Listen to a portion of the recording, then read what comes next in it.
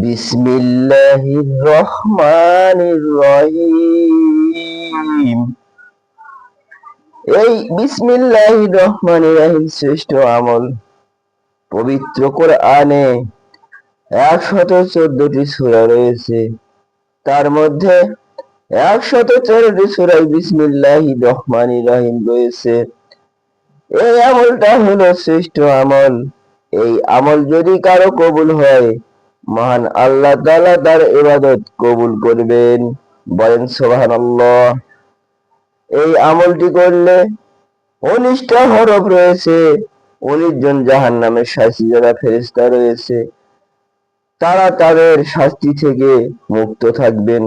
তাই বিসমিল্লাহির রহমানির রহিম এই আমল ছাড়া পবিত্র কোরআনও শুরু হয় না। প্রথমে এটি তেলাওয়াত করতে হবে, সবাই আপনারা করবেন।